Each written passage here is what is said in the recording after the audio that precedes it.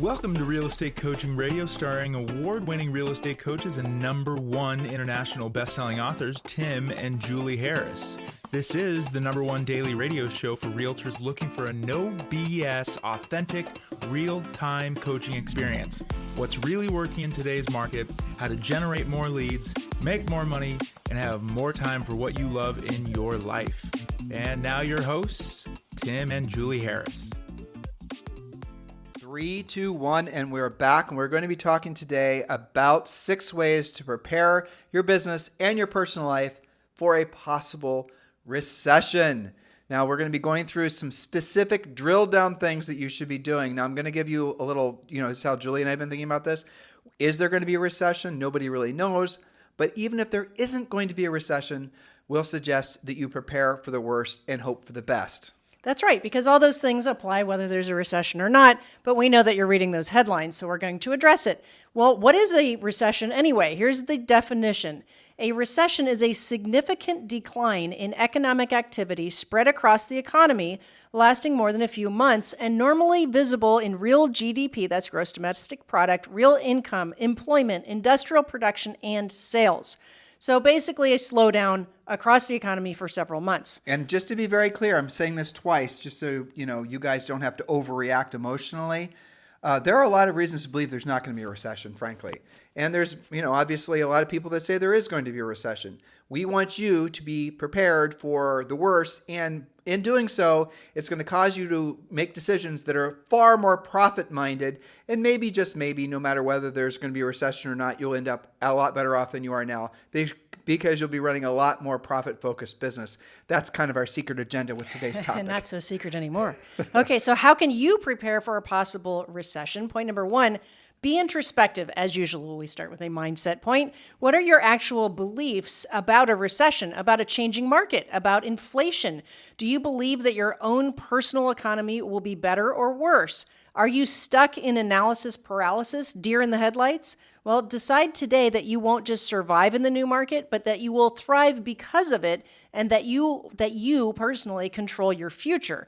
So here's the fact. The headlines state a recession is imminent, but what's happening in your market? Maybe it is locally, maybe it isn't.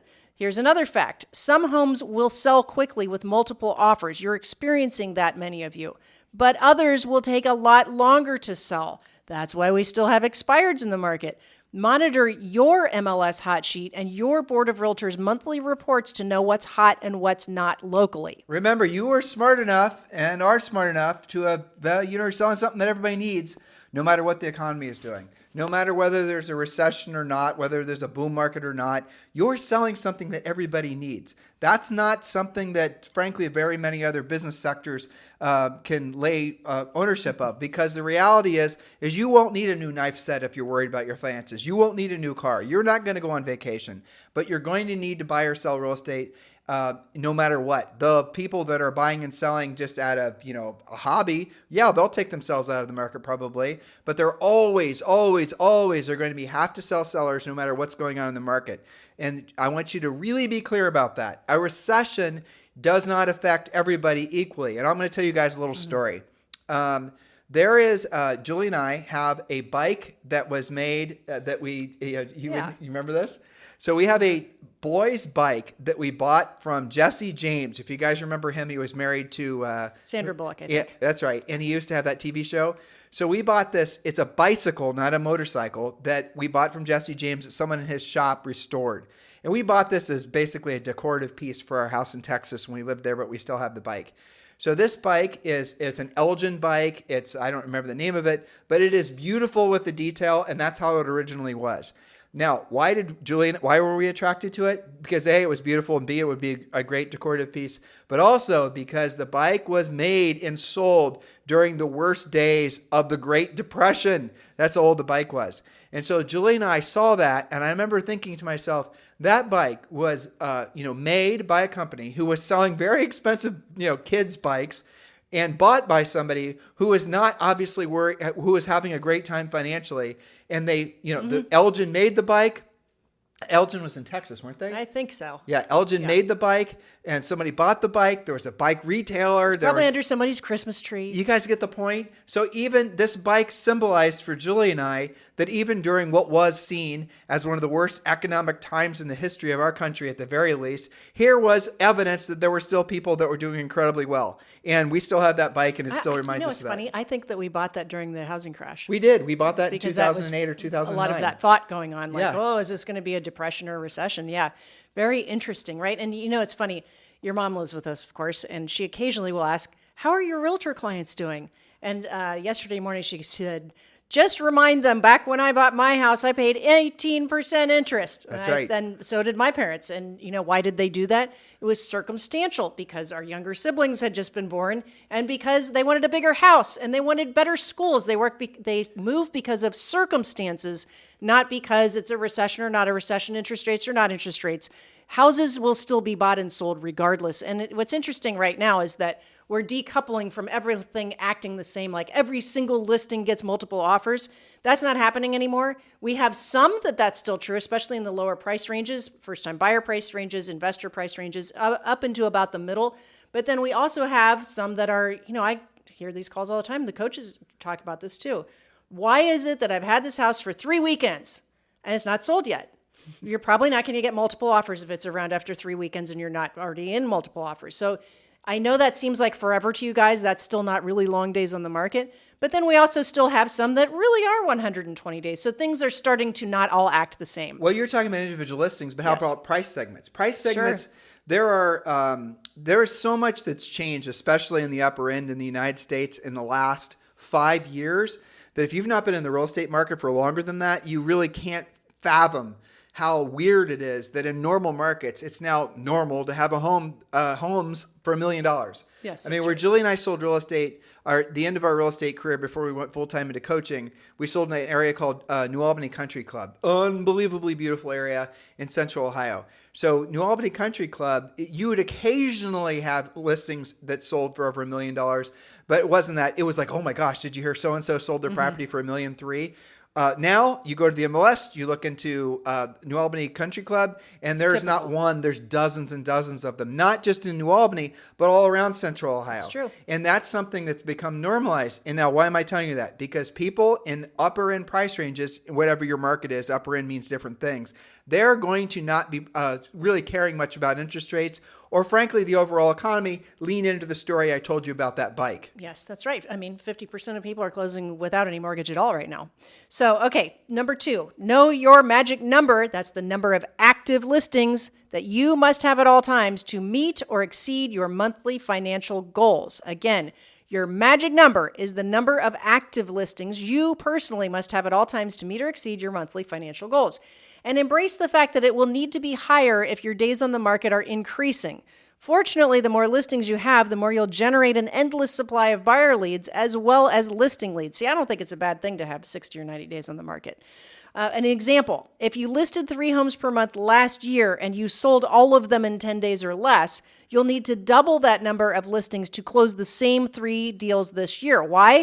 Or I should have said this month. Longer days on the market, fewer showings, and buyers have more listings to choose from. If that's what you're experiencing, you have to raise your magic number. Now, some of you, it's gone the opposite direction, and it seems like you list it, you sell it, you list it, you sell it. Well, you're going to have to work on being more proactive so you can have more than one thing cooking at the same time. Become more situationally aware. Move your head away from Yes. the idea there's any scarcity of listings. That's not true. There's just a scarcity of listings for you because you haven't learned to look for listings beyond just the MLS. And these are all things that, unfortunately, you're going to have to learn and learn quick because the economy it is going to change whether we're in a recession or not. And you're going to see a massive bifurcation in the real estate industry between agents that are basically making all the money and agents that aren't. There's not going to be a lot in the middle, and you're already seeing that. Last year, the average agent income went from $100,000 to, I don't think it was half that, but it was a big drop. And we're expecting that to continue to happen. So here's an idea for you. Be on the side of the equation of the agents that are making all the money. It's a skills-based market now. If you're not clear about that, Ask yourself, why is it that you're not, or here's a better way of thinking of it. Look for the agents that are making all the money in your marketplace, and I can pretty much guarantee you they're the ones that have the highest level of skill and the ones that do the least amount of marketing and branding, but do the most amount of actual listing of properties. Go and drill into the MLS and you'll find what I just said is true. The top agents are the ones with the listings, because when you have listings, you have leverage, and when you have leverage, you actually have a real business. That's right. Now, I made another note here for our listeners. Just because your last listing had multiple offers does not guarantee your next one will. You'll need to be more and more careful about accurate pricing as the market changes. This is one of the number one reasons that listings do expire in today's market, is because agents roll in there and they assume that everything is acting the same and they go over price and it sits around. Okay, so point number 3. Focus 110% of your energy on being the dominant listing agent in your marketplace. So here's a test, listeners. Write these things down. What skills do you need to upgrade, develop, or polish to accomplish this, to become a dominant listing agent? How confident are you in the following situations? I have 4 of you to think about. First one, a listing opportunity with a seller that you don't already know or have a connection to. These are questions or thoughts you guys should be having. How confident are you in your ability to have essentially create a listing opportunity with someone you don't have a direct connection to? That's right. What about a listing opportunity where the accurate price is not the same as the seller's aspirational price? How do you handle that? Next, a listing opportunity where you're competing. Do you freak out, or do you go in with confidence that you know you're the best agent for the job of listing and selling that home and that you will end up with that listing? What about this? A listing that you've already got, but it's not selling. How do you deal with that? These are all listing skills. If you're not confident about any or all of these situations, you need to be involved in Premier Coaching. I don't know why you would wait and suffer being, wandering around nervous about any of those things. Now, some of you guys have taken and sold listings, but they're 100% past clients, centers of influence, somebody that knows you and trusts you already. So yes, of course, you're going to want to join Premier Coaching. We've made it very easy for you. Just go to premiercoaching.com or simply scroll down. And if you're listening to us on iTunes, Spotify, any of the billions of podcast listening widgets where our podcast is, just scroll down and click on the show description. Or if you're over on YouTube, do the same thing. All the direct links are there. Or just simply go to premiercoaching.com. Premier Coaching is the next natural step for those of you who have, we want to have an unfair advantage in the marketplace. And this is your way to move forward in the marketplace before the market moves, frankly, too fast for you to keep up. So absolutely positively go to premiercoaching.com and learn the skills that this market demands. And guys, you're going to discover, and this is an interesting historical fact, the greatest fortunes of men and women, obviously, have been made during the greatest times of change. And we're experiencing one of those times of changes now, but it's a compounding thing. It's the technological revolution that's obviously happening from AI.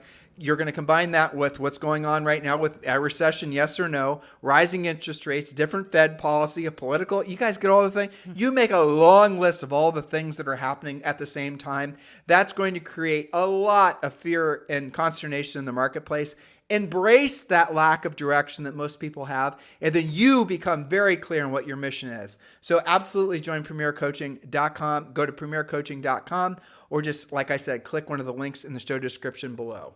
All right, point number 4, talking about recession, accept and embrace the fact that you will have more complex conversations about pricing and market conditions. So master the scripts. No one else is going to. There is such a thing as price reduction scripts. You may need them. You may not. Do you know them? Seller communication scripts. You need those even if it takes 2 weeks to sell. Negotiation scripts, new skills for new times. So here's a secret. It's better to price a home correctly in the first place than to suffer through multiple price reduction conversations, or worse yet, having it expire on you. I'm going to do a new point number 5. So Sure. Your point 5 becomes 6. Get rid of all speculative spending. Yes. That is definitely something every single one of you need to be doing. Remove from your business anything that is not going to put you in a position to help people and make money in the next 90 days or less. I want you to be very clear about that. If there is not a direct and obvious link between the money you're spending on whatever it is and the result that you're getting, stop doing it. And here's how you know.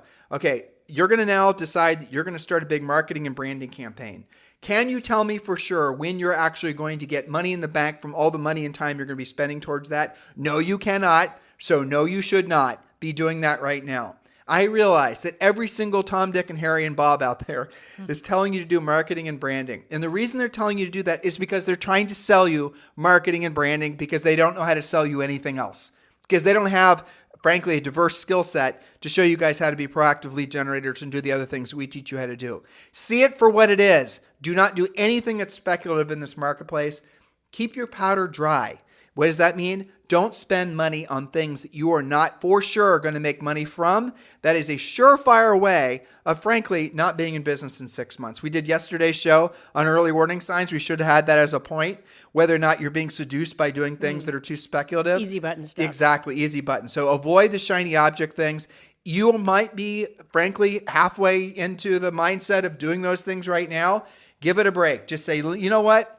I'm going to take the next 90, 120 days off my marketing and branding, and then I'll come back to it after, once I get my, cash flow flowing. And you're going to have all of these inner voices, which are going to tell you, and frankly, the people selling you are going to tell you, oh no, don't do it. You stop doing it. You're going to lose your momentum. You're going to lose this. You're going to lose the other thing. That's not true.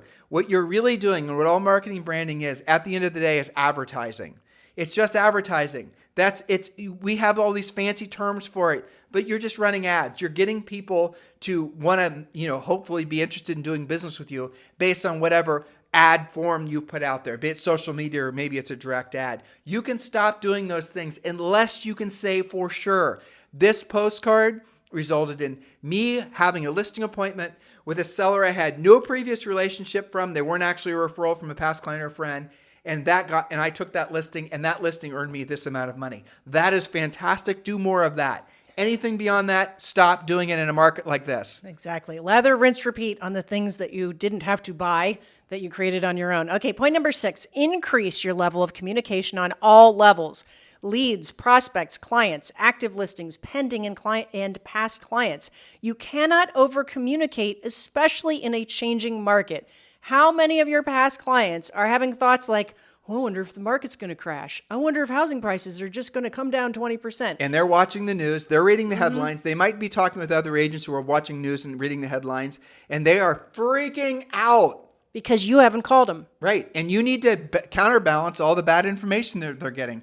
You're not going to be able to get them to stop watching the news and stop taking in, fake news about housing and the rest of it.